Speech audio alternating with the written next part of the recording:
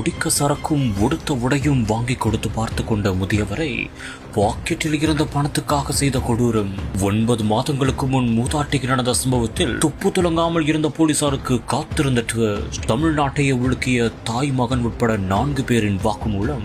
என்ன நடந்தது கிருஷ்ணகிரியில்? கிருஷ்ணகிரி மாவட்டம் தேன்கனிக்கோட்டை அடுத்த டி கொத்தனூர் அருகே உள்ள மாகடி பகுதியைச் சேர்ந்தவர் தான் 60 வயதான முனியப்பா. இவர் ஆடுகளை வளர்த்து வரும் நிலையில் இவர் ஆடுகளில் சிலவற்றை விற்பனை செய்துவிட்டு தேன்கனிக்கோட்டை பேருந்து நிலையத்திற்கு வந்துள்ளார். அப்போது அங்கிருந்த முனியப்பாவின் உறவினர்கள் சாரண்டப்பள்ளி நாகராஜ், உத்தனப்பள்ளி சின்ராஜ், பீதிரெட்டி சக்திவேல் ஆகியோர் சந்தித்துள்ளனர். மேலும் 4 பேரும் சேர்ந்து ஆடு விற்ற பணத்தில் அந்த முதியவர் அவர்களுக்கு மது வாங்கி கொடுத்துள்ளார். இந்த ஒரு நிலையில் தான் அவர்கள் 3 பேருக்கும் புது ஆடைகளையும் சென்று வாங்கி கொடுத்துள்ளார். அதன் பின் மீண்டும் மது அருந்து சென்ற போது அந்த முதியவர் இந்த பணம் இவ்வளவுதான் இருக்கிறது என்றும் இதற்கு மேல் செலவு செய்தால் வீட்டில் பிரச்சனையாகிவிடும் என்று கூறியதாக தெரிகிறது. ஆனால் பாக்கெட்டில் இருந்த 17,500 ரூபாய் பணத்திற்காக உறவினர் என்றும் பாராமல் 3 பேரும் சேர்ந்து அந்த முதியவரை தாக்கி உயிரை பறித்ததாக கூறப்படுகிறது. இதனையடுத்து அந்த பணத்தை எடுத்துக்கொண்டு அங்கிருந்து தப்பிச் சென்று விட்டனர்.